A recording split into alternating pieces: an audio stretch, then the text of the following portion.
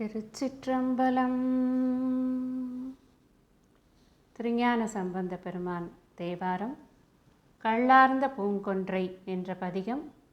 பாடல் 6 பொருளை இப்பொழுது நாம் சிந்திக்கலாம். திறம் கொண்ட அடியார் மேல் தீவினை நோய் வாராமே, அறம் கொண்டு சிவதன்மம் உரைத்த பிரான் அமருமிடம், மரம் கொண்டு அங்கு ராவணன் தன் வலி கருதி வந்தானை, புறம் கண்ட சடாயு என்பான் புள்ளிருக்கு வேளூரே. போன பாடலில் தான் நம்ம பார்த்தோம், இறைவன் அவனுடைய அருட்கருணை அப்படிங்கிறது எப்படி இருக்கிறது, அவனுடைய பாதங்கள் எதை குறிக்கின்றன அப்படின்னு பார்த்தோம். இங்கே அதையே தான் அழகாக விளக்குகிறார் ஞானசம்பந்த பெருமான். திறம் கொண்ட அடியார். திறம் அப்படின்னு சொன்னால் சிவநெறியில் வழுவாமல் வாழ்ந்து கொண்டிருக்கக்கூடிய அடியார்கள் அப்படின்னு அர்த்தம். சிவபெருமான் என்ன நெறியை நமக்கு போதித்தாரோ அந்த நெறியிலிருந்து வழுவாமல் வாழ்ந்து கொண்டிருக்கக்கூடிய அடியார்கள் அப்படின்னு அடியார்களை குவாலிஃபை பண்ணுற. அடியார்னா நீ எப்படி இருக்கணும் அப்பா? ஒரு தலைவனுக்கு தொண்டனாக இருக்கணும்னா தலைவன் சொல் பேச்சை கேட்கணும், அவ்வளோதான், சிம்பிள். நான் சிவபெருமானுக்கு தொண்டனாக இருக்கிறேன் என்றால் சிவபெருமான் என்ன சொல்லி இருக்கிறாரோ அதை செய்ய வேண்டும். அதுதான் அடியாரினுடைய லட்சணம் அப்படின்னு புரிஞ்சுக்கிறோம். அப்படி செய்பவர்களுக்கு தீவினை நோய் வாராமே. தீவினை அப்படின்னு சொன்னால் என்ன? இங்கே நோயின்னு சொன்னாலே பிறப்பு இறப்பு என்பது தான் நோய். நாம் அதை நல்லா புரிஞ்சுக்கணும். நோய்னா கால்வலி, கைவலி, முதுகுவலி, நமக்கு வேறு ஏதாவது விதமான இந்த சயின்ஸில் கண்டுபிடிச்சிருக்கிற எத்தனையோ நோய்கள் லிஸ்ட்டு பயங்கரமாக இருக்குது. அது எதுவுமே நோய் கிடையாது. அது எல்லாமே இந்த உடலுக்கு வரக்கூடிய நோய். மனநோயும் மனதுக்கு வரக்கூடிய நோய். ஆனால் இந்த உயிருக்கு வரக்கூடிய நோய் எது? அதுதானே முக்கியம். இந்த உயிருக்கு வரக்கூடிய நோய் பிறவி என்ற நோய். இந்த தீவினை அப்படின்னு சொல்கிறது மீண்டும் மீண்டும் பிறப்பு இறப்பிற்கு காரணமாக இருக்கக்கூடிய இன்பமும் துன்பமும் கலந்து தரக்கூடிய வினைகள் தான் தீவினை. அந்த நோயின் காரணமாக நாம் மீண்டும் மீண்டும் பிறக்கிறோம் இல்லையா? அந்த நோய் வராமல் தடுப்பதற்காக இறைவன் என்ன கொடுத்திருக்கிறார்? நமக்கு என்ன மருந்து கொடுத்திருக்கார்? அடியார்கள் அவர் சொல் பேச்சு கேட்கிறார்கள். அவர் அந்த சொற்களை எங்கு சொன்னார், எதை சொன்னார், அதை அடியார்கள் கேட்பார்கள். கேட்ட அடியார்களுக்கு மீண்டும் பிறவி வாராது என்றால் அந்த சொல் எது அப்படின்னு கேட்டால் அதைத்தான் அறம் கொண்டு சிவதர்மம் உரைத்த பிரான் அப்படின்னு சொல்கிறார். இங்கே அறம்னு சொன்னால் கருணைன்னு அர்த்தம். சிவபெருமானுக்கு பெரும் கருணை. தன்னுடைய அடியார்கள், தன்னுடைய பிள்ளைகள் யாருமே நோயால் பாதிக்கப்படக்கூடாது, அதுவும் பிறவி நோயால் பாதிக்கப்படக்கூடாது அப்படிங்கிறதுக்காகத்தான் சிவாகமங்கள் அப்படின்னு ஆகமங்களை நிறைய கொடுத்தார், வேதத்தை கொடுத்தார். வேதத்தை மட்டும் கொடுத்தால் பத்தாது, அந்த ஆகமங்கள் அந்த வேதத்தில் இருக்கக்கூடிய கருத்துக்களை எளிமையாக எல்லோருக்கும் புரியும் விதமாக அதையெல்லாம் விவரித்து கூறப்பட்டிருக்கின்றன. அப்படிங்கிறதுனால இந்த ஆகமங்கள் ரொம்ப ரொம்ப முக்கியம். நாம் இந்த சிவபெருமானை வழிபடக்கூடிய அந்த சிவ மதத்தில் ஆகமங்கள் அப்படிங்கிறது ரொம்ப ரொம்ப முக்கியம். சைவ சித்தாந்தத்தில் ஆகமங்களை நாம் ஒருபோதும் தள்ளிவிடல் ஆகாது. அவ்வளவு முக்கியமான கருத்துக்கள்லாம் அதில் தான் கொடுத்துருக்காங்க. அவர் 5 முகத்தின் மூலமாக 5 முனிவர்களுக்கு 5 விதமான ஆகமங்களை போதித்து அந்த ஆகமங்களை எல்லாம் பரம்பரையாக அந்த முனிவர்கள் அடுத்தடுத்து வரக்கூடிய சந்ததியினருக்கு போதித்து அது இன்றளவும் சிவாகமங்கள் அப்படிங்கிறது ஒரு படிப்பாகவே இருந்து கொண்டிருக்கிறது அப்படின்னு பார்த்து கொண்டிருக்கிறோம். எல்லாம் எதை சொல்கிறது அப்படின்னு சொன்னால், நீ எப்படி வாழ வேண்டும், எதை செய்தால் நீ மீண்டும் பிறவாமல் இருக்கலாம், எதை அறிந்தால் நீ முழுமையான ஒரு பிறவியாக மாறுவாய் அப்படிங்கிற விஷயங்களை தான் அங்கே சொல்லியிருக்கு. ஆக இந்த ஆகமங்களை எல்லாம் கொடுத்திருக்கிறார்.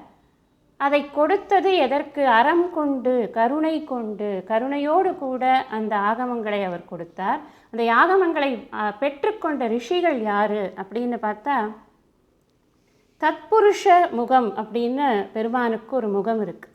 அந்த தத்புருஷ முகம் அப்படிங்கிறது மூலமாக அவர் கௌதம முனிவருக்கு ஆகமங்கள் 5 ஆகமங்களை அவர் கொடுக்கிறார். அதுக்கப்புறம் வாமதேவ முகம் அப்படின்னு ஒரு முகம், அந்த முகத்தின் மூலமாக காஸ்யப முனிவருக்கு அவர் ஆகமங்களை உபதேசிக்கிறார். சத்யோஜாதம் என்ற முகத்தின் மூலமாக அவர் பரத்வாஜர் கௌசிக முனிவருக்கு அவர் ஆகமங்களை உபதேசிக்கிறார். அகோர முகத்தின் மூலமாக பரத்வாஜ முனிவருக்கு அவர் மேற்கொண்டு ஒரு 5 ஆகமங்களை அவர் உபதேசம் செய்கிறார். இதெல்லாம் போக அகஸ்திய முனிவருக்கும் அவர் மேற்கொண்டு மேலும் இருக்கக்கூடிய 5 ஆகமங்களையும் அவர் உபதேசிக்கிறார். அப்படி 5 முனிவர்கள், 5 முகங்கள், எல்லா முகங்களின் மூலமாகவும் அவர் ஆகமங்களை கொடுத்து அந்த ஆகமங்களை கருணையின் காரணமாக கொடுத்து அதை இங்கு இருக்கக்கூடிய அனைத்து நல்லவர்களுக்கும் போதித்து, நல்ல நடத்தை இருக்கிறவர்களுக்கு, இறைவன் பால் அன்பு இருக்கிறவர்களுக்கு, சமூகத்தின் மேல் பொறுப்பு இருக்கிறவர்களுக்கு கொடுத்து இந்த ஆகமங்களின் மூலம் அவர்களுடைய வாழ்க்கை என்பது செம்மையாக நடத்துவதற்காக அவர் வழி செய்து கொடுத்தார் அப்படின்னு பார்க்குறோம். இப்போ 3வது வழியில் என்ன சொல்கிறார் அப்படின்னா, மரம் கொண்டு அங்கு ராவணன் தன் வலி கருதி வந்தானை. இந்த மரம் கொண்டு அப்படின்னு சொன்னார், தன்னை என்னவோ பெரிய வீரனாக கருதி கொண்டு, எப்படி நான் யாரை வேணுமானாலும் நான் தோற்கடிச்சிடுவேன், அவ்வளவு ஒரு வீரம் என்னிடம் இருக்கிறது அப்படின்னு இந்த ராவணனுக்கு ஒரு இருமாப்பு. ஏற்கனவே வாலி கிட்ட தோர்த்து வாலி ஒரு பூச்சி மாதிரி அங்கதனுடைய தொட்டிலில் கட்டின கதையெல்லாம் மறந்து போயிடுத்து இவனுக்கு நினைப்பு என்ன அப்படின்னா, ஒரு பறவை, அந்த பறவையெல்லாம் நான் ஒரு தூசு மாதிரி எனக்கு அடித்து போட்டு நான் பாட்டுக்கு போயிட்டே இருப்பேன் அப்படின்னு அந்த ஜடாயுவிடம் சண்டைக்கு ஆரம்பிக்கிறான். மரம் கொண்டு வீரத்தை காட்டி, தன்னுடைய வீரத்தை தானே ஜெயிக்க முடியும் என்று நினைத்து கொண்டு அந்த வீரத்தை காட்டலாம் என்று தன் வலி கருதி வந்தானை. எனக்கே வீரம் இருக்கப்பா, என்னுடைய தோள் வலி என்னை காப்பாற்றும், நான் யாரை வேண்டுமானாலும் ஜெயிப்பேன்னு ஒரு மமதையில், ஒரு அகங்காரத்தில் அவன் சண்டையை ஆரம்பித்தான். ரொம்ப நேரம் சண்டை நடந்தது, ஆனால் அவனால் ஜெயிக்கவே முடியல. இந்த ஜடாயு லேஸில் விடுறதா இல்லை, எங்கே பார்த்தாலும் குத்தி கிழிச்சு கொண்டு இருக்கிறது தன்னுடைய அழகை வைத்து கொண்டு. இவன் என்ன செய்யறதுனே இவனுக்கு தெரியலை. கடைசியில் அவன் என்ன பண்ணான், சிவபெருமான் கொடுத்த ஒரு வாள் அவனிடம் இருக்கிறது, சந்திரஹாசம் என்ற வாள். அந்த வாளை எடுத்து அவன் அந்த ஜடாயுவினுடைய இறக்கையை வெட்டி போட்டான். அந்த வாள்தான் அந்த வெற்றிக்கு காரணமானதே தவிர ராவணனுடைய வீரம் என்பது அங்கு வெற்றிக்கு காரணமே கிடையாது. புறம் கண்ட சடாயு என்பான், அவனை புறம் முதுகிட்டு ஓட வைத்தான் அந்த சடாயு அப்படின்னு தான் பதிவு பண்ணுகிறார் இங்கு ஞானசம்பந்த பெருமாள். இந்த விஷயத்தை எங்கே நம்ம பார்க்க முடியறதுன்னா, கம்பர் அதை பதிவு பண்ணுகிறார். தோற்றனை பறவைக்கு அன்று துள்ளு நீர் வெள்ளம் சென்னி ஏற்றவன் வாளினால் வென்றாய் அன்று எனின் இரத்தி அன்றே அப்படின்னு யார் கேட்குறா தெரியுமா? இந்த விஷயத்தை கேலி பண்ணி சொல்கிறான். ஏற்றவன் வாளினால் வென்றாய், அந்த சிவபெருமான் கொடுத்த வாளை வைத்து கொண்டு வென்றாயடா நீ. உனக்கென்று ஒரு வீரமும் இல்லை, ஒரு ஆண்மையும் இல்லை, ஒன்றுமே கிடையாது உனக்கு. அந்த பறவை கிட்ட நீ தோற்றிருப்பாய், நீ இன்று இறந்தே இருப்பாய். ஆனால் அந்த சிவபெருமானுடைய வாள் உன் கையில் இருந்ததோ நீ பிழைத்தாய். அப்படிப்பட்ட பேடிதானே நீ என்று சீதாதேவி ராவணனை பார்த்து எள்ளி நகையாடுகிறாள் அசோகவனத்தில் என்று கம்பன் பதிவு செய்கிறான். இப்போ எப்பேற்பட்ட ஒரு ஒரு ஒரு விஷயம் அந்த ஜடாயு செய்திருக்கிறது, அதுதான் நம்ம பார்க்கணும். ஒரு பறவை தானே, ஆஃப்டர் ஆல் ஒரு பறவை தானே, அதுவும் சுடுகாட்டுகளில் பறந்து கொண்டு பிணத்தை தின்று கொண்டிருக்கக்கூடிய கழுது இனத்தை சேர்ந்த பறவை தானே. தள்ளாய அப்படின்னு சொன்னாரா இல்லையா? முதல்லையே சொன்னார், தள்ள முடியாது அந்த பறவைகளை அந்த மாதிரி.